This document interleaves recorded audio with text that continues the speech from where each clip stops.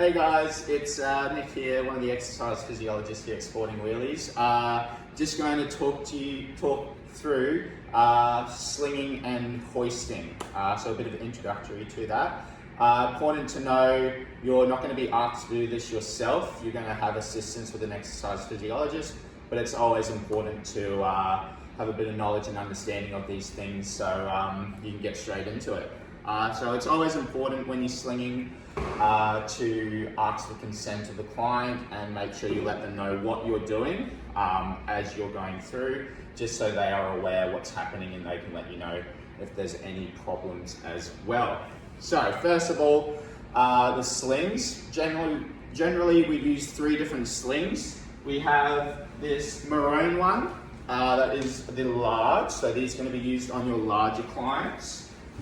We've got the blue with the green outline. This is generally your medium one, going to be a bit more universal for most of the clients, so this one's generally going to be the one you're going to use. And then our blue with a yellow outline, so this is our smaller one.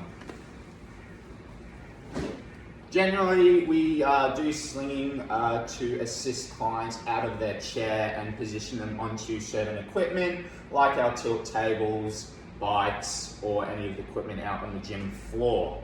The sling's used so if clients can't transfer themselves, it's a safe way for us to move them around the gym and spaces around. So we're going to get to slinging now. It's always important to make sure the client is in a secure place and in a secure position, and then work through a process as such. We're going to use the blue sling with the green outline.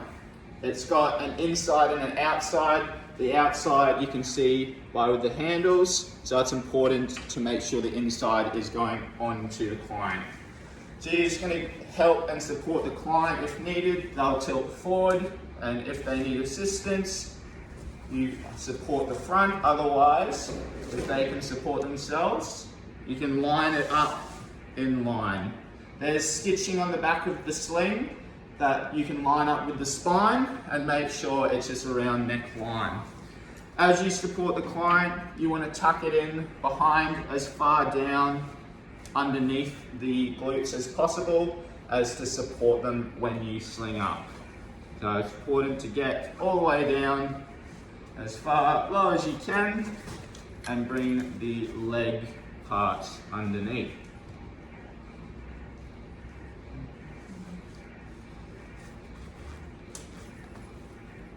Once you've got that sorted, you can ask the client and assist them to sit back up in a nice position, and we're going to pull the thigh slings through. So you're going to do this one at a time. You're going to make sure you pull through as much as you can of the thigh parts, and then what you're going to do after that is you're going to assist the client in lifting their leg and bringing it under through. Sometimes they'll assist. Thank you, Steph. And you'll go both sides.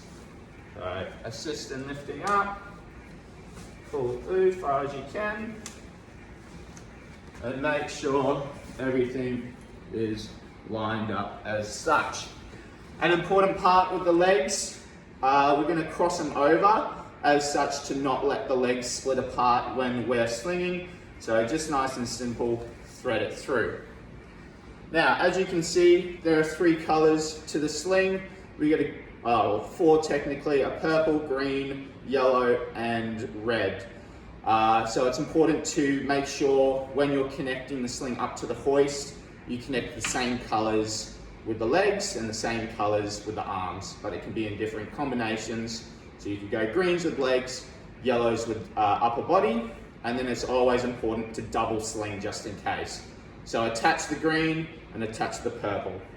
So now I'm going to connect the sling up to the hoist and then demonstrate as such.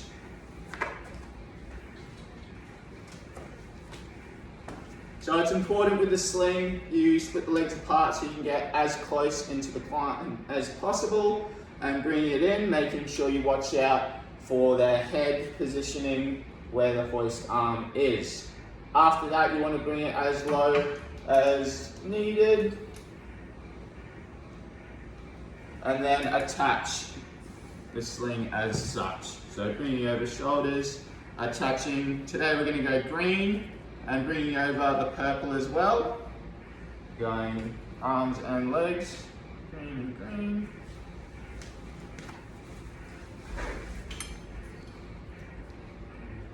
Green and green, making sure to double over. Now that the client's in, we make sure, double check everything is safe. And as the student, you're either going to be running the hoist or making sure the client is safe and not swinging around. Because sometimes the hoist, as moving up, the client will move. So making sure limbs are not caught in the hoist or feet are going to get stuck on the chair or make contact with the hoist as raising up. So now all we need to do is make sure the hoist has the brakes off, always brakes off, which is important, and then we're going to raise up through.